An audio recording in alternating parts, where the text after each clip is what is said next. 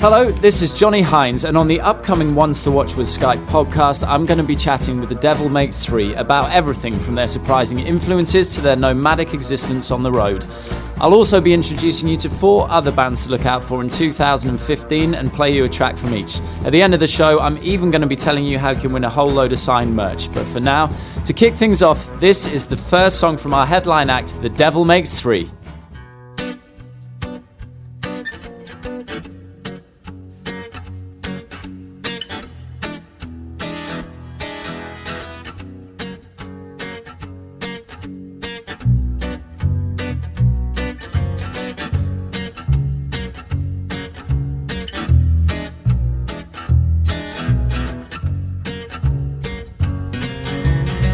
I guess I grew up on an older road. A pedal to the metal, always did what I was told.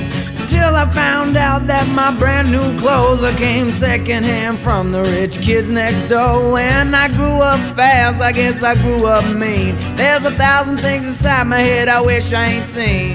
And now I just wander through a real bad dream, or feeling like I'm coming apart at the seams. But thank you, Jack Daniels, oh, number 7. Tennessee whiskey got me drinking in heaven, and angels start to look good to me. They're gonna have to deport me to the fiery deep. Oh, thank you, Jack Daniels, oh, number 7. Tennessee whiskey got me drinking in heaven, and I know I can't stay here too long, 'cause I can't go a week without doing wrong.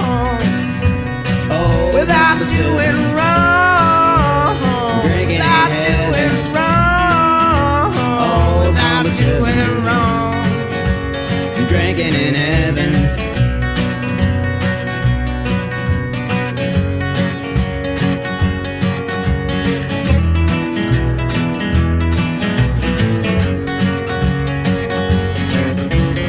Sitting as the bar stool starts to grow roots, I'm feeling like an old worn-out pair of shoes. Oh, tell me what is it that I should do when I'm swimming in the liquor only halfway through.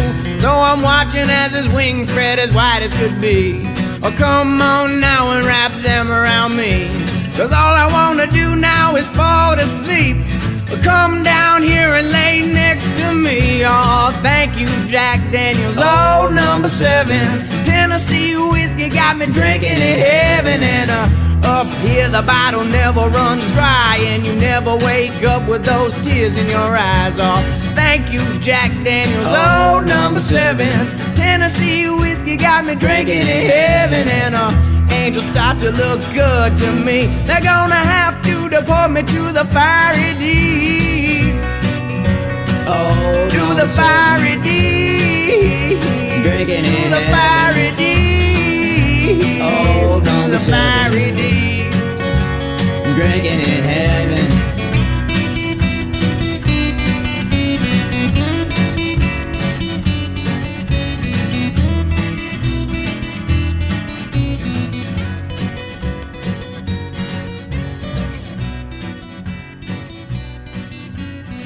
Hello and welcome to the Ones to Watch with Skype podcast, and the first in our monthly series that brings you closer to the bands that are fast becoming the next big thing. You guys have been sending in your questions to help grill the headline band, so thanks very much for that. And speaking of which, you've just heard them. The track was Old Number 7 and the band is The Devil Makes Three. Hailing from Santa Cruz, California, this group's sound is a mix of blues, punk, folk and a whole lot in between. So let's just get on and get them in the room with a Skype call.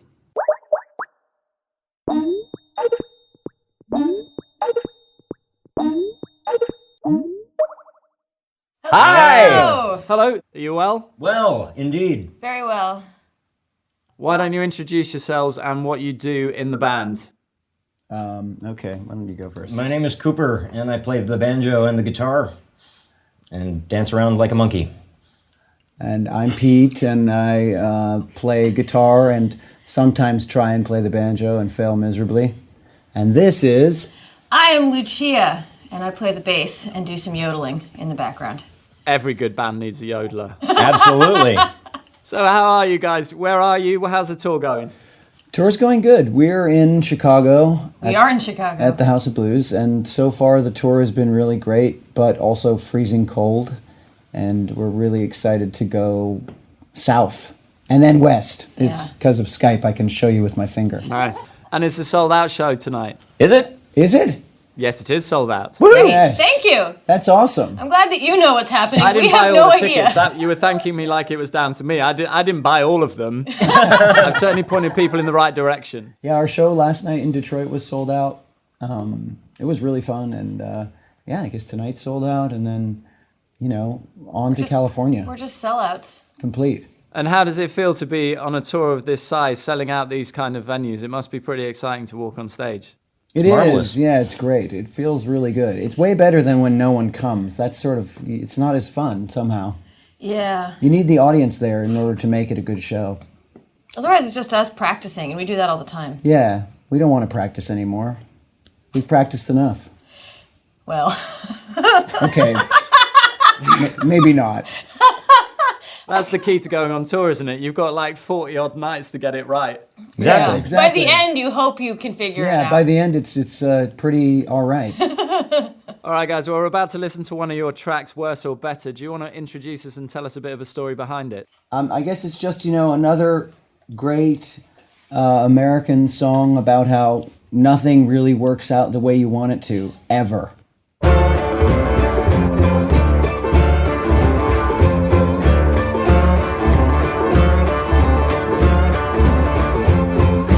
Lit like a candle and we burn so bright. God showed the faces and we rolled the dice. Dove to the bottom, drank so deep. Blood black water put us straight to sleep. We prayed for rain and we turned our eyes to the clouds. When the sun came out, man, we screamed out loud. Night becomes the dawn. We were so right, we were so wrong. Was a better, was like forever. It's not that long, it's not that long, it's not that long, it's not that long. Seeds that were planted grew over our heads, closed like a coffin to protect the dead. Struggled at the shackles, strained at the rope, tried to untangle but it was no hope. Learning the steps made us weak instead of strong. Well, the wolves were many in the shadows long, long shall not part. So goes the song. We're so right, we're so wrong. We're so bitter, looks like forever. It's not that long, it's not that long, it's not that long. It's not that long.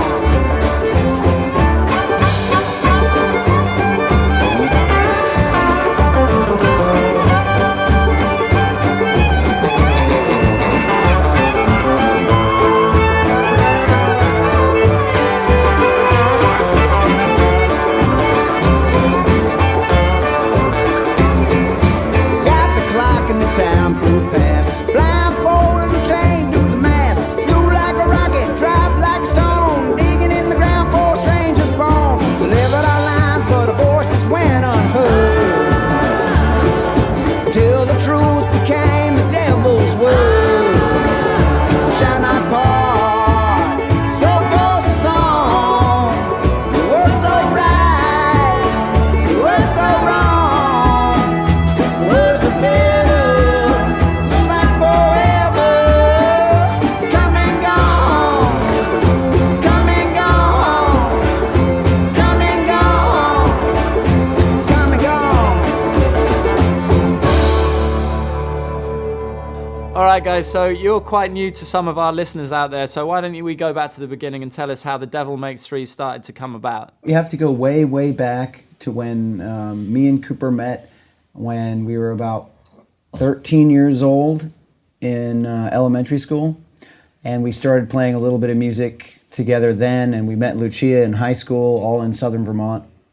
And then through some strange coincidence, we all ended up in Santa Cruz, California. And then we drove around in circles for the next 12 years. Yeah. and played Here some we are. music and got into some shenanigans. And We're in the middle of a circle right now. We've been on like a 10-year circle, and this is downward spiral. No, it's upward. Upward, actually. yeah. Spiral, it's Upward true. spiral, yeah. Well, I was about to say to you guys, it definitely isn't a downward spiral. It's certainly on the up and up, and you're on the Ones to Watch tour now. The last record's your most successful to date. How does that feel?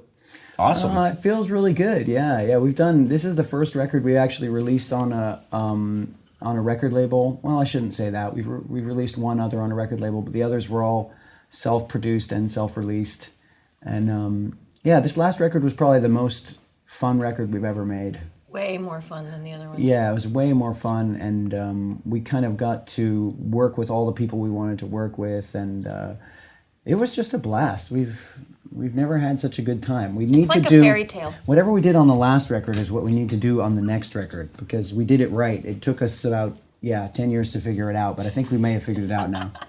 So does that mean working with the same producer on the next record? I don't know. It all depends Maybe. on whether he can do it. But we certainly had a great time working with Buddy. He just gave us musical direction and sort of joined the band and surrounded us with really great musicians. So it was really easy. I think we were all a little bit hesitant about doing it, having never done it before, but it was great. It was, like I said, the smoothest record we've ever made. Working with a producer is a lot easier than not. Did it also feel like there was someone there to kind of be the overseer who wasn't actually so personally connected, so he could have opinions and really push them and you didn't have to take it personally? Yeah. Yes. Yeah, it was great. Yeah, self-producing records, it's all personal all the time. And I think in a way it's sort of detrimental. Sometimes you need an outside ear. Yeah. Did Buddy allow you to be more or less self-indulgent? He didn't ever even mention it. Less. I think a lot of times it was just like, he was like, that was great. And you're like, well, I don't know. And he's like, no, that was great. And so instead of nitpicking, it was like, okay, move on. Like, let's keep going. Yeah, I think that was the best part, actually, was having somebody there to be like, that is it. We've got it. And you're just like, really? We got it? That's the track? It's like, yeah, we're moving on. It was great. Recording at home, you can kind of just, or in, a studio that you're paying for, you can kind of, you can ruin something that was great at the start. Yeah. It's like the song was good. After you've played it 1,000 times, it's terrible. We've been talking about the tour, and that all of a sudden, this is a big deal. This one. How have you changed your approach to going on tour, or what lessons have you learned from previous ones? I think we've learned that you have to take care of yourself. In the early days, we just sort of would, drink every night and stay up and behave badly. And I think on these tours, we realized that it's more of like a long distance run. And, also we're old now, so we're much more boring. We just play a lot of Scrabble and, drink a lot of water and take naps. Napping is key. Napping is key to rock and roll success. Contrary to the well-known phrase, you snooze, you lose. Right. It's completely untrue. It's the opposite, it turns out. Yeah. Lots of snoozing equals many wins. And you guys toured with Willie Nelson, right? We did, yeah. It was the fulfillment of a lifelong dream. Don't tell me that man drinks water and has a lot of naps, because that's going to upset me a lot. He kept to himself. I mean, the man is, 82 now? Yeah, it's true. And I think we may have outnapped him. I'm not sure. Yeah, it was a nap off. Yeah. This has got very un-rock and roll. You're now trying to prove your rock and roll credentials by saying you're better at napping than Willie Nelson. The Willie Nelson tour was really, really cool for us. I mean, everybody in his band and crew was incredibly cool to us, and he asked us to come on stage at the end of his show and sing, at the end of his set. He does sort of a gospel set, and that was really cool. And we've actually all dreamed about playing with Willie Nelson, actually had dreams about it, not just, figuratively. So it was really cool. It was it was just an amazing experience. I don't know what to say, otherwise I'll start blubbering. He kissed me on the cheek. He kissed Lucia on the cheek. It was amazing. I haven't washed my cheek. Since. It's pretty gross at this point. It's a little dirty right there.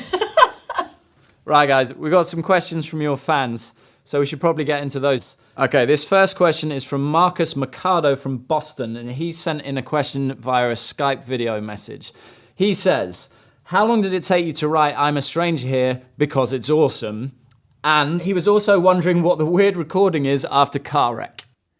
Oh. Well, we can't expose what the weird recording is because Play it backwards. then we'd have to kill him. But if he played it backwards, it might work. You might know. Yeah, he might figure that out. And I'm a Stranger Here. It took actually quite a while. If you think about when we first started working on it, we put out records slowly. We don't put out an album every year. I think it had been, how long it had been? 3 years. 3 years, yeah. So we had some of those songs we started working on 3 years before we recorded them, and some of them we actually sort of finished, right before we went in the studio. So it was a long, long process, and we wrote more songs than we needed for the album as well. So I don't know. I'd say it took at least a solid couple of years to get all those songs together. What happened to the songs that didn't make it onto the album? Some of them we're going to keep and put on the next album. And actually, right now, we're releasing 2 songs that we wanted to have on this last album on 45 vinyl record because we couldn't fit them onto the vinyl and still have the audio quality be decent.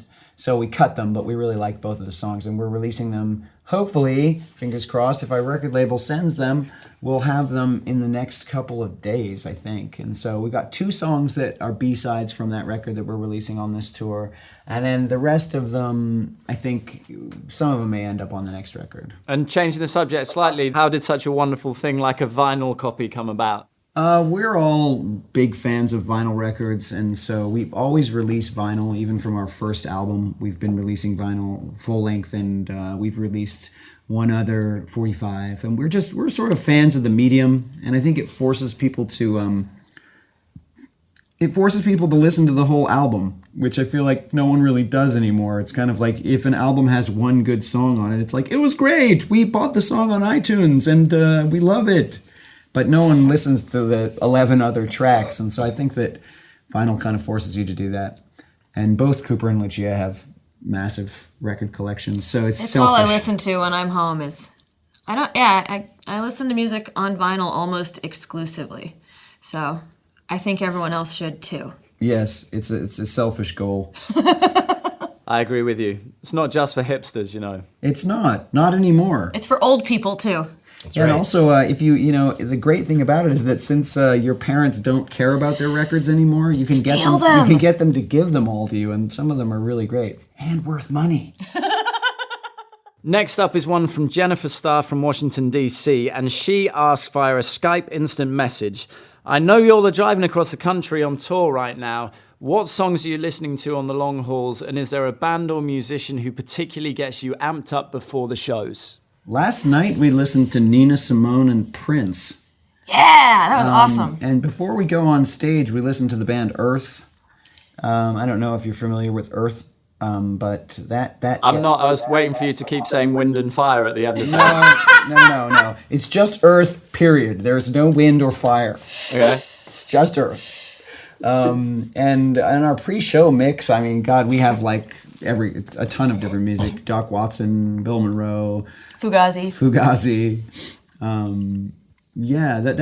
That's what we're listening to pre-show. Matt Leslie from Indiana sent in an instant message asking, when will we see you in Indiana, and are there any plans for live streaming in 2015? Oh, we actually just did a live streaming show. Sorry about that, bud. I think you might have missed it.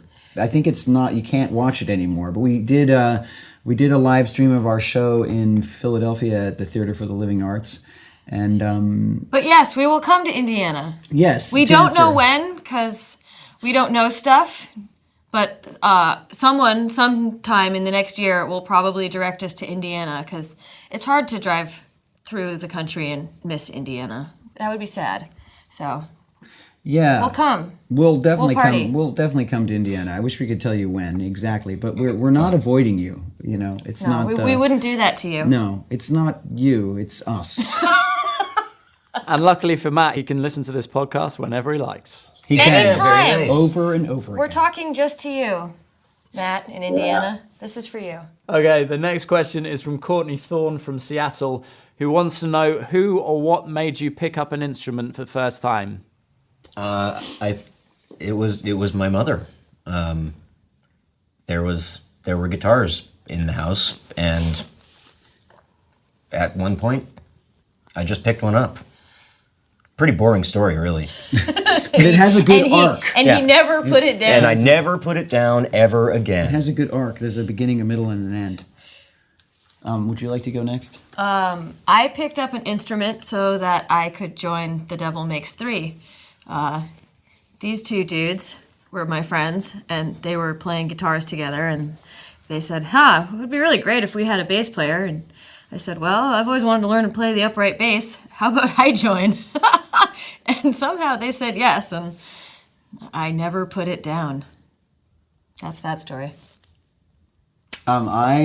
Same as Cooper, it was my family. My dad played guitar and gave me my first guitar when I was about 12. And my brother played guitar, and my aunt played guitar, and my uncle played guitar. So it was just sort of the family thing to do. It seemed natural that I start playing guitar too. And, I wanted to be like my older brother, and he seemed cool. It's about time we listen to another track, I think. So here we go.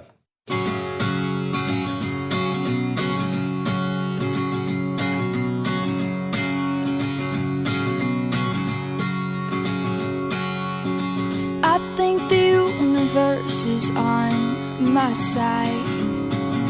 Heaven and earth have finally aligned. Days are good, and that's the way it should be. You sprinkle stardust on my pillowcase. It's like a moonbeam brushed across my face. Nights are good, and that's the way it should be. You make me sing ooh, la la la. You make a girl go ooh, I'm in love, love. Did you see that shooting star tonight? Were you dazzled by the same constellation? Did you and Jupiter conspire to get me? I think you and the moon and Neptune got it right. 'Cause now I'm shining bright, so bright, bright, so bright. And I see colors in a different way. You make what doesn't matter fade to gray. Life is good, and that's the way it should be.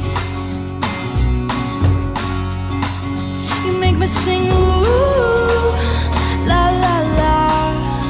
You make a girl go ooh, I'm in love, love.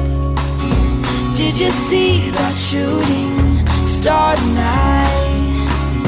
Were you dazzled by the same constellation?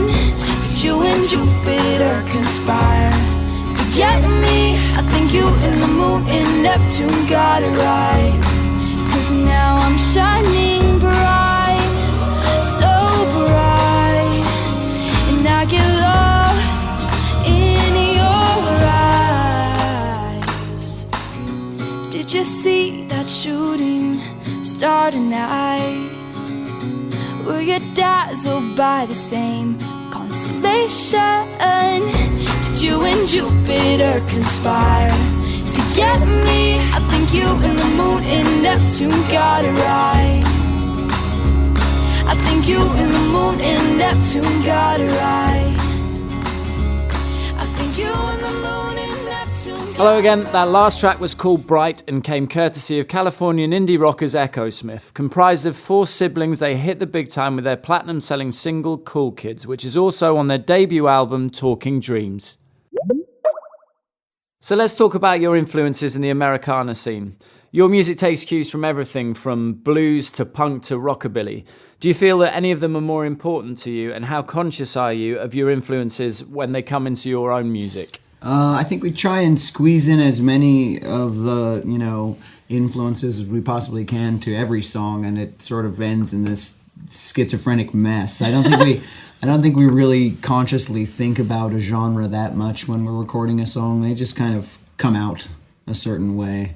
So Cooper, Pete, you said that you started picking up instruments because of the family. What sort of songs were playing in the household when you were growing up? Well, my mom was in a Western swing band in the 70s, and my dad was in a jug band also in the 70s when he was in high school.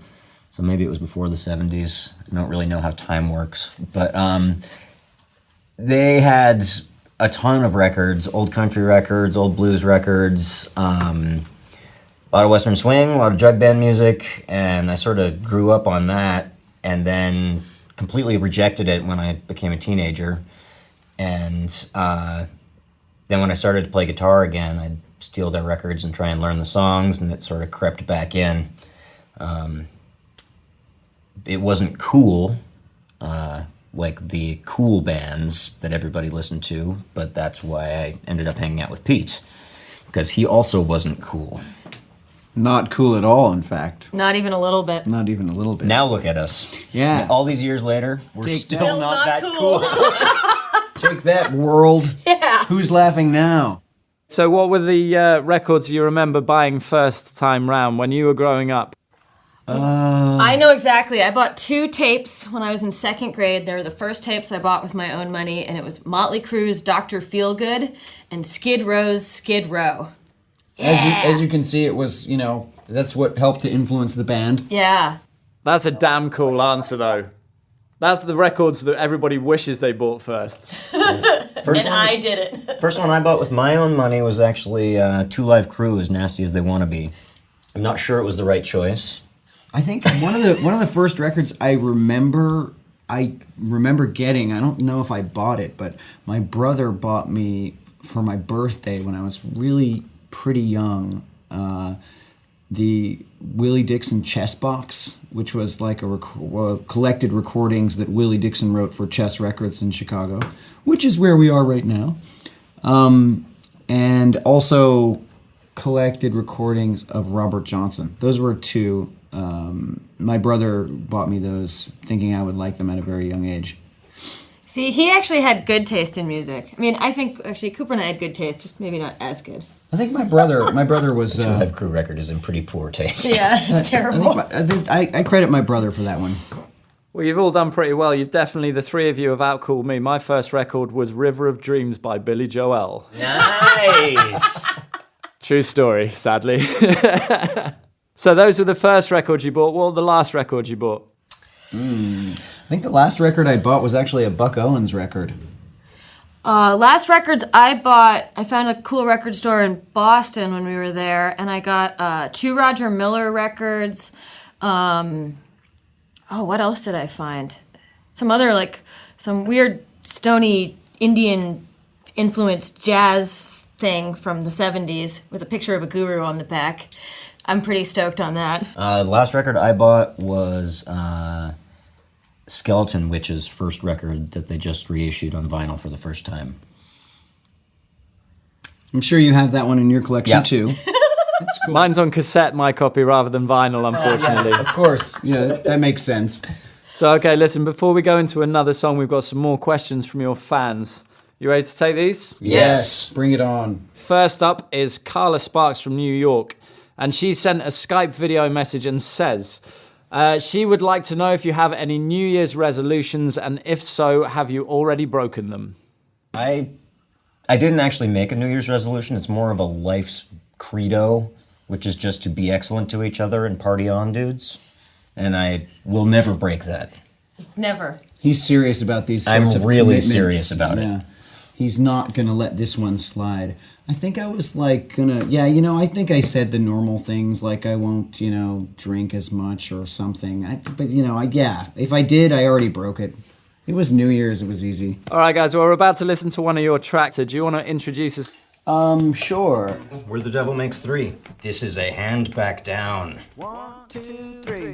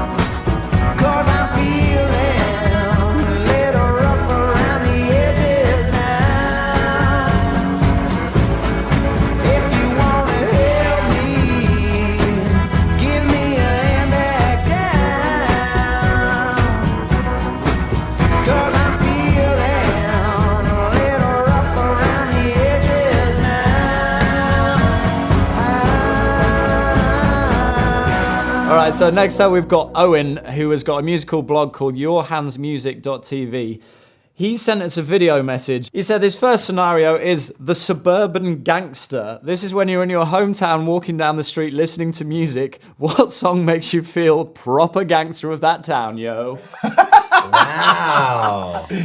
Oh, wow. I wish you could see the town that we grew up in. Yeah, if you could see the town that we grew up in, it'd be like, we're walking by the post office. Okay, now there's the general store. Now there's a tree. That's it. Okay, we're done. Yay! We've toured the town. So working 9 to 5 by Dolly Parton is your suburban gangster track. It might, that might work. No, even that's, no one works 9 to 5. It's more like... I'm not really sure. Yeah, our town was not much of a town. It's almost like, you know what would be perfect, actually? Is the theme song for the Clint Eastwood movie, you know. Boo-doo-doo-doo. That would be probably what would, yeah, with the tumbleweed, but we don't have those, but you can pretend. That's more cowboy than gangster, but we're going to take that. That's a good answer. All right, that is pretty gangster. And lastly, this is the 2 a.m. slow dancer, the song that you pray the DJ puts on when you're moments away from making the critical move on a special person. Wow. How special is the person? That's the thing. Like really special. Really special, I suppose. More Than Words by Extreme. I was gonna say that! I was totally gonna say that! More than words. I mean, you know, yeah. That was actually my first slow It's a dance classic. ever.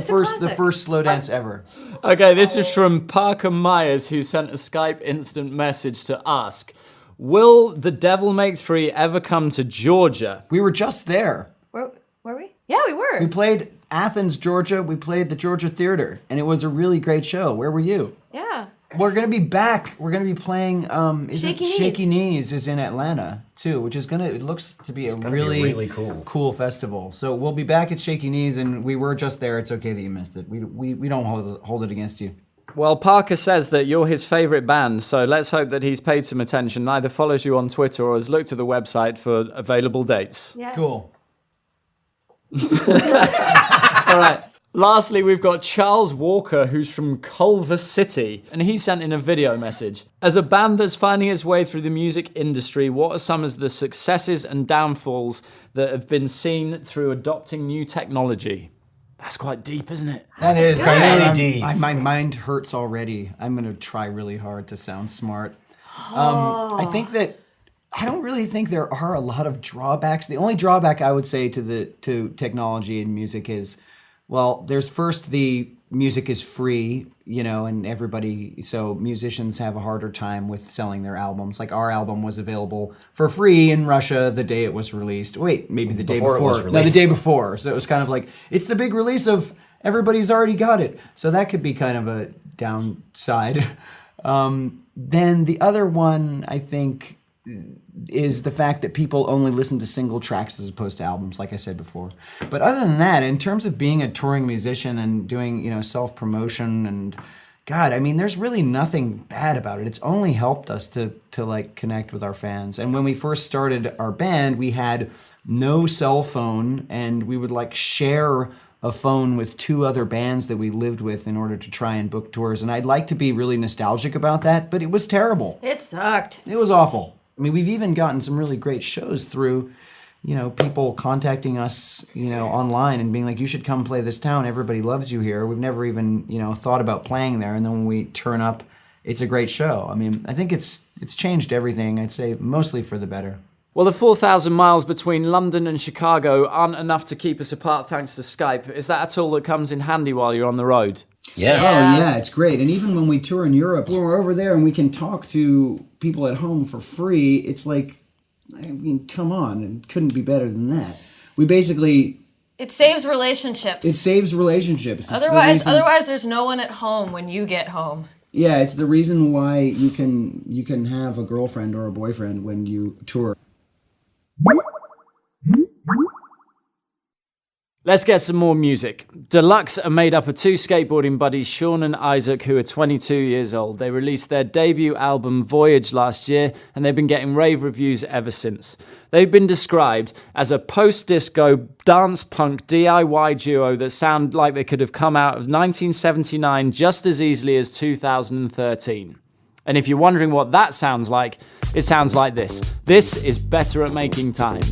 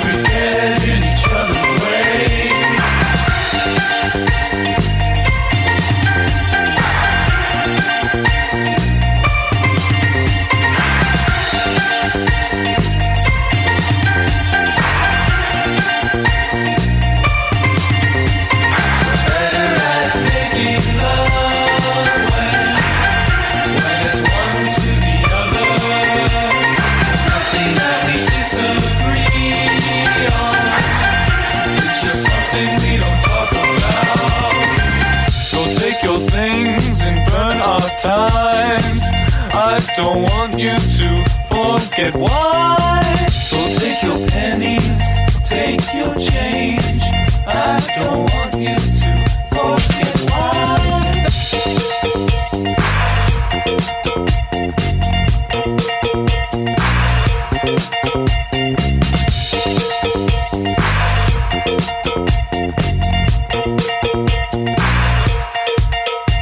We're better at making time pass from one to the other.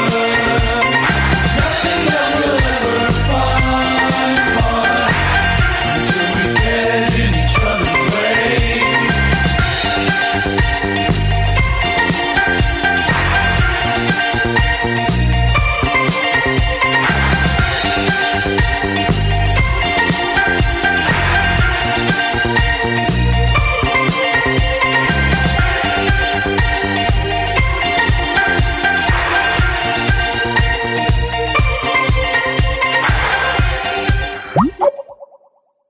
Hi, we're the Devil Makes 3. Thanks for listening. If you want to hear more and get a little closer, then check us out on onestowatch.com/Skype. All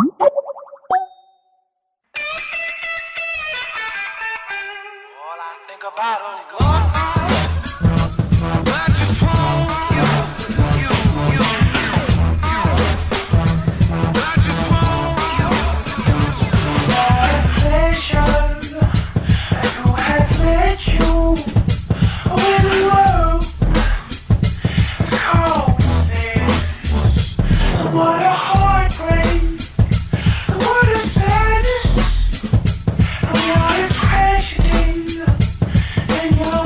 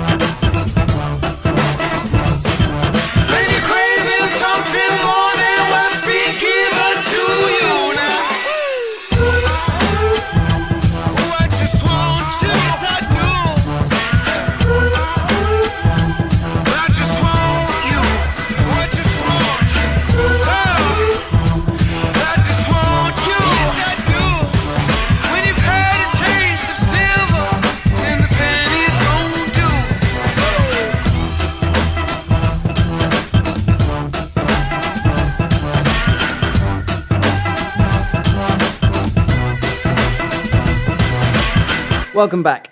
I hope you enjoyed that last track, which was A Taste of Silver by Until the Ribbon Breaks, a three-piece British band that transcend many genres, including electro, pop, hip-hop and rock, and whose music's heavily influenced by films and cinema. In fact, they created their debut album, A Lesson Unlearned, out later this year by projecting movies onto studio walls while they were composing. So guys, we've talked about the past, we've talked about your influences. Let's talk about what's coming up for you guys. What does the future hold for The Devil Makes Three? What are we doing? Oh, we're going on tour in Europe again, which Is it official? Okay, maybe it's not official, but you could still just talk about it and it'll be okay. It'll be official. It'll be official if we talk about it. We are planning on coming back to Europe. We don't know our exact dates yet, but March and April will be there. And what else are we going to do? We want to do some recording? Yeah, we're going to try and do some more recording in Nashville, in between that festival we were talking about, Shaky Knees, and another one called Shaky Boots, which is in the same location. And we have like about a week or two in between where we're hoping to go to Nashville and do some more recording. Stay tuned. And then, other than that, God, what Naps. else are we doing? Naps, Yes, yeah. of course, napping and napping and nature walks. Yeah. Lastly, Cooper, how many inches are going to be added to the beard by the end of this tour, do you reckon? As many as humanly possible. 28. I'm going to shoot for 28 and a quarter. So listen, guys, thank you so much for dialing in today and sharing the story of your music. Have a fantastic tour. Good luck with everything, and I'm sure we'll see you out on the road at some point. Thank you. Yeah, thank you. That was fun. We'll be in London. Come party with us. Yeah, come party with us. Oh, definitely. I'll definitely do that. Yay! Yes, sir. Thank Thanks you. for having us. See you later. Bye-bye. Well, we've almost come to the end of the show, but before I go, I'm going to leave you with one last track with a taste of next month's headline act, Congos. And if you want a chance to win a whole load of The Devil Makes Three merch, then fire up Skype and add Closer with Skype as a new contact. You can also use it to send an instant message with a question for Congos. Thanks for listening. We'll see you next time, and just remember, you heard them here first. This is Congos with Come With Me Now.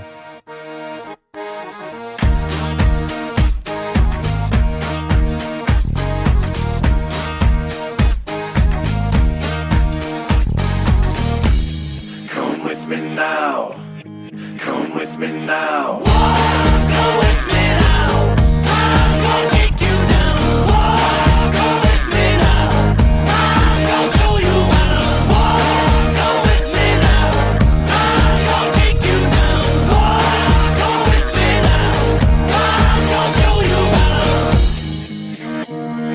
Afraid to lose control and caught up in this world. I've wasted time, I've wasted breath. I think I've thought myself to death. I was born without this fear. Now only this seems clear. I need to move, I need to fight. I need to lose myself tonight. Go with me now. I'm gonna take you down. Go with me now. I'm gonna show you how. I think with my heart and I move with my head. I open my mouth and it's something I've read. I stood at the store before I'm told, but a part of me knows that I'm growing too old. Confused what I thought with something I felt. Confused what I feel with something that's real. I tried to sell my soul last night. Funny